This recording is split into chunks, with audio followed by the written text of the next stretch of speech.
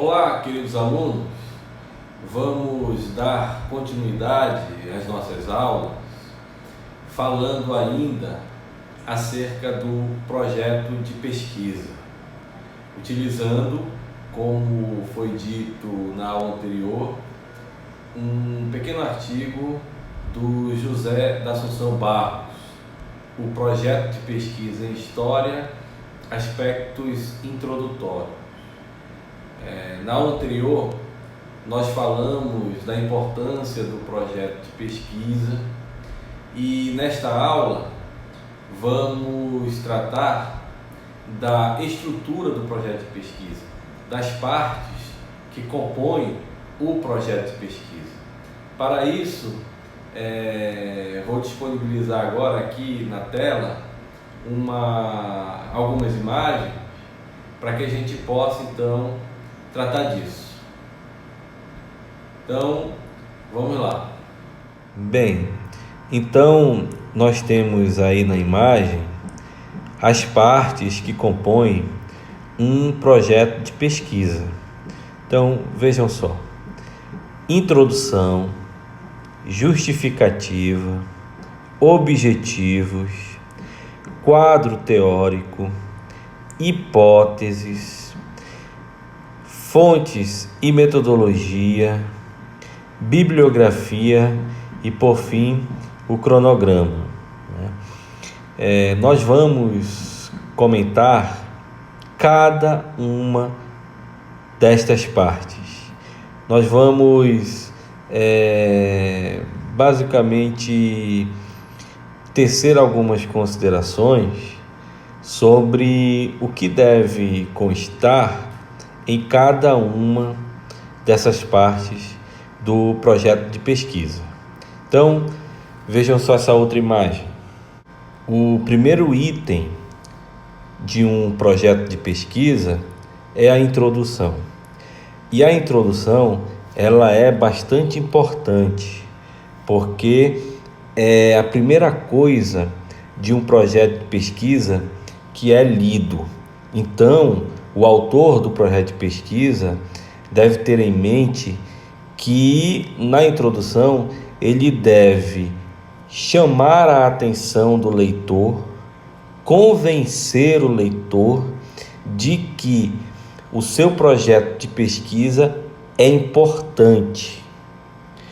Então, na introdução deve constar o objeto de estudo, a problemática, a hipótese, os objetivos, os principais conceitos que serão utilizados, a metodologia que será utilizada e, principalmente, as contribuições que o projeto dará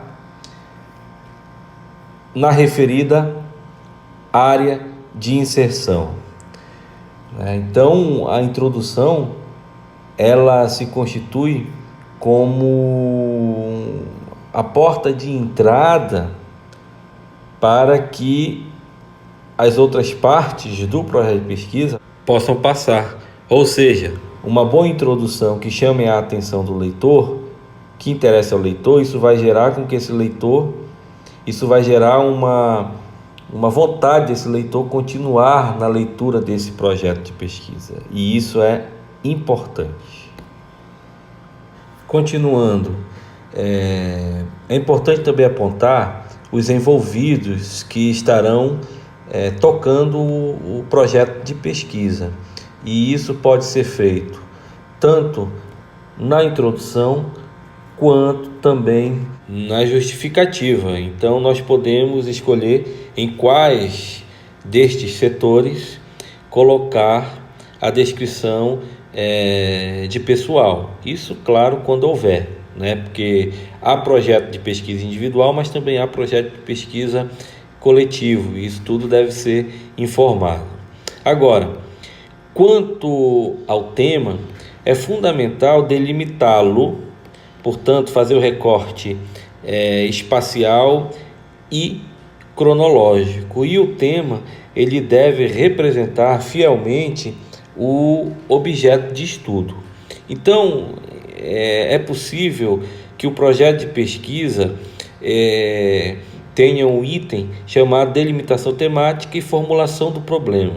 Então, é neste setor do projeto de pesquisa que você então vai informar o porquê daquela delimitação tanto cronológica quanto espacial, e já aproveitando, vai também apresentar os problemas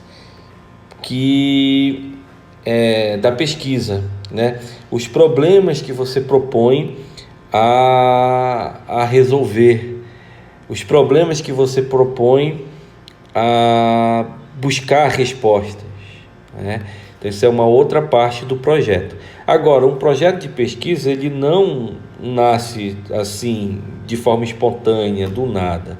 Antes, há todo um contato com algum fenômeno do passado que se torna objeto de estudo, e que, para a construção desse objeto, leituras foram feitas, né, de autores que já trabalharam com este objeto de estudo.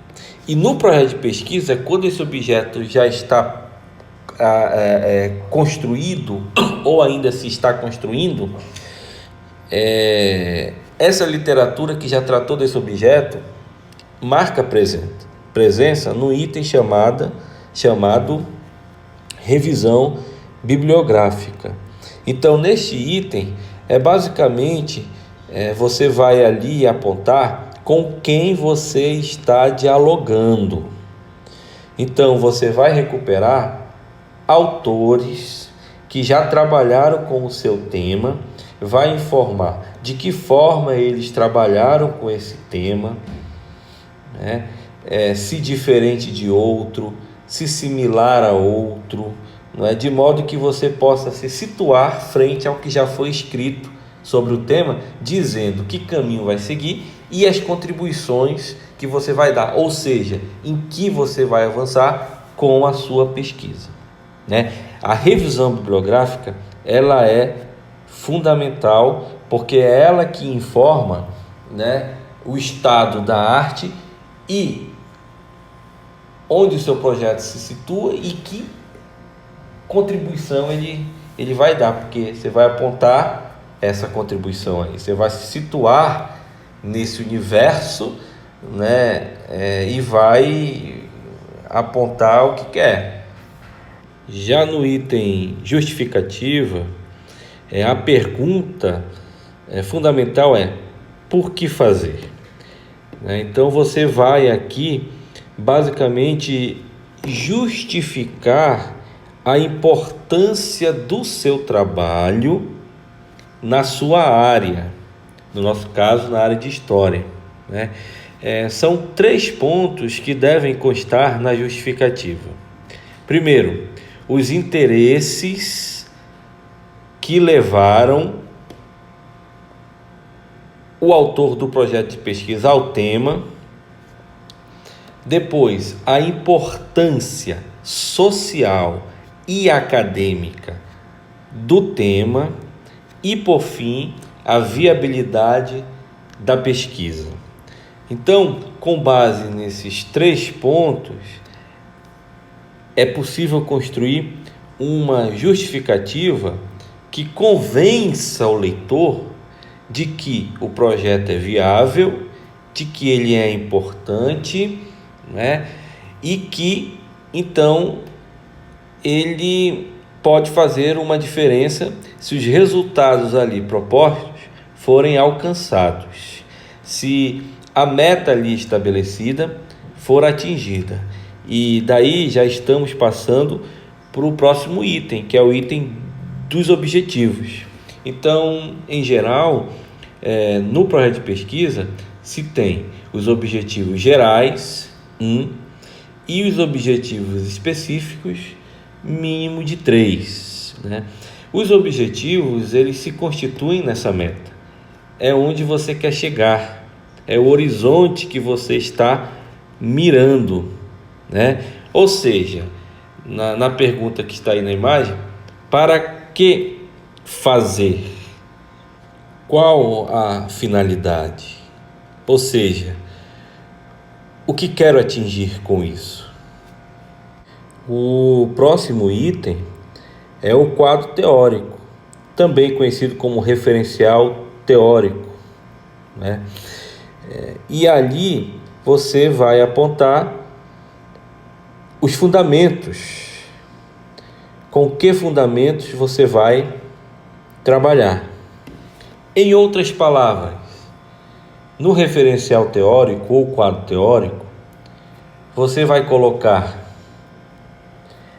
as categorias de análise que você vai utilizar, os conceitos que você vai operacionalizar na pesquisa. Então, você mobiliza autores, historiciza conceitos, apresenta categorias de análise neste item. Claro, dizendo como vai operacionalizar aquilo que ali foi posto no processo de pesquisa. Em seguida, vem as hipóteses. E o que são as hipóteses? São supostas respostas aos problemas formulados. Acabamos de dizer ainda há pouco sobre a formulação de problemas.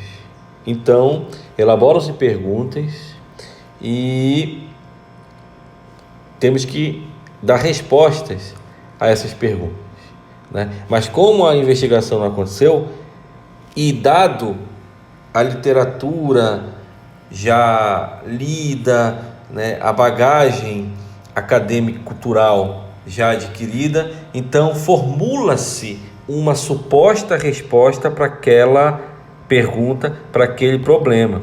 Ou seja, formula-se hipótese. No processo de pesquisa, essa hipótese ela pode ser confirmada ou não. Se não for confirmada, então nova hipótese surge nesse processo, né? Estamos falando singular, mas pode ser no plural. Hipóteses, perguntas, hipóteses, né? Então, as hipóteses, elas são fundamentais porque são instrumentos norteadores do processo de pesquisa. Em seguida, como próximo item, nós temos fontes e metodologia.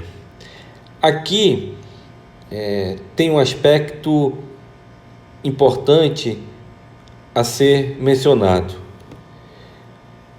Na pesquisa histórica, o documento histórico ele se constitui como matéria-prima do historiador, porque é através desta documentação que o historiador tem acesso a acontecimentos do passado que ele vai então analisar. E essa documentação, o historiador ele precisa apresentar, dizer acerca dela, ou seja, contextualizar esse documento, falar da potencialidade dessa documentação para a sua pesquisa, questioná-la em termos de elaboração de perguntas para que respostas dali possam ser extraídas, né? Há todo um conjunto de procedimentos a ser observado. Por exemplo, se a documentação for fotografia, então há todo um procedimento para lidar com a fotografia, há todo um procedimento para lidar com a música, há todo um procedimento para lidar com a imprensa, há todo um procedimento para lidar até mesmo com os vestígios materiais, se assim o historiador quiser e for utilizar. Enfim, então há uma literatura que diz como proceder, que informa como abordar certos tipos de documentação. Então, na parte das fontes, é possível explorar essa literatura, mas o principal é contextualizar as fontes, falar das suas potencialidades, né? O lugar social de onde elas falam, cruzar essa documentação, etc. Daí nós já estamos falando da metodologia. E há metodologias, uma gama variada de métodos que podemos utilizar na pesquisa histórica. Exemplos: o método comparativo, tipos e modelos, a história oral enquanto método, a quantificação, quer dizer, o método quantitativo, análise do discurso.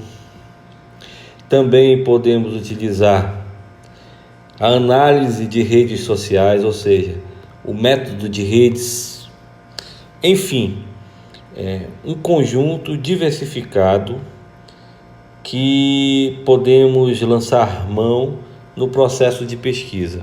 Claro que aqui não dá para nós falarmos sobre cada um desses métodos, dizer o que são, caracterizá-los, falar das suas potencialidades e dos seus limites, mas haverá uma disciplina mais à frente para vocês chamada metodologia da história. E é nessa disciplina que se discute, por exemplo, os métodos aqui mencionados. Tá? Então é importante pelo menos citar alguns métodos. Por curiosidade, alguns podem até já pesquisar para ver o que são, né? Nesse item, fontes e metodologias, né? Para poder ficar também mais claro do que se trata isso neste setor do projeto de pesquisa. Cabe destacar também que os métodos aqui, eles são entendidos como caminhos para se chegar a uma determinada finalidade, tá? A um determinado fim. Isso é importante dizer, tá? Diferentemente, por exemplo, de instrumentos e técnicas de pesquisa, que são utilizados em geral até mesmo para levantar informações, coletar informações e dados para serem analisados. Por exemplo, quando se fala em história oral enquanto método, então há uma série de discussões acerca da história oral como caminho para se chegar a um determinado fim. Mas dentro da história oral nós temos alguns instrumentos e técnicas de coletas de informações. Por exemplo, o questionário, a entrevista, né? A história de vida, enfim. Então é necessário fazer essas diferenças entre o método como caminho para se chegar a um determinado fim e instrumentos e técnicas de pesquisa muito mais voltados para a coleta de informações. O item logo em seguida é o cronograma. E o cronograma nada mais é do que o tempo necessário para desenvolver o projeto de pesquisa e a divisão desse tempo em tarefas a serem executadas.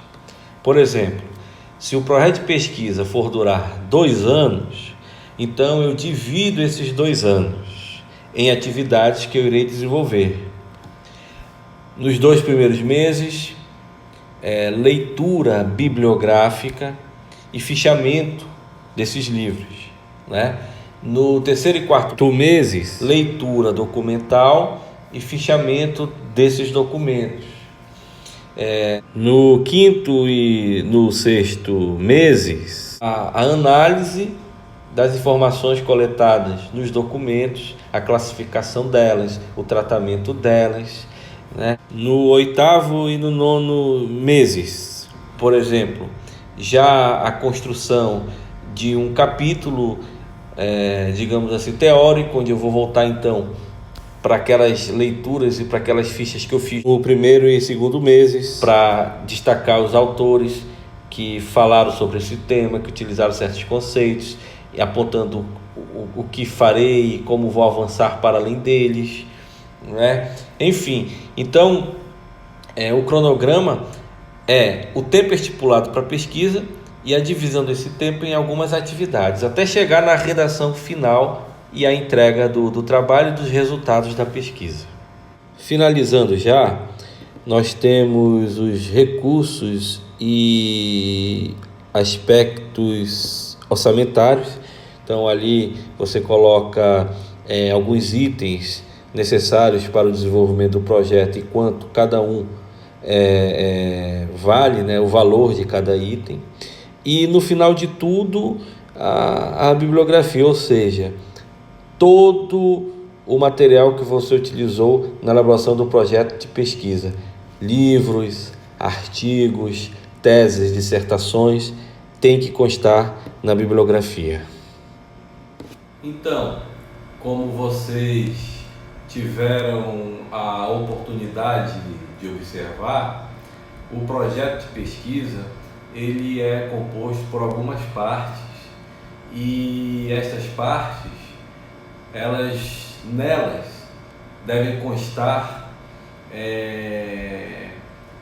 algum conteúdo específico relacionado ao próprio planejamento da pesquisa, já que o projeto de pesquisa ele tem esta função de ser um direcionador da pesquisa, né? Bem, esta foi a nossa aula, a penúltima aula do semestre.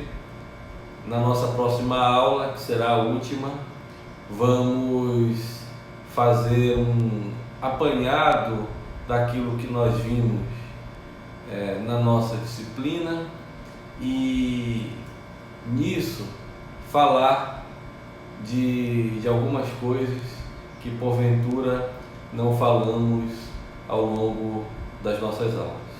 Obrigado e até a nossa última aula.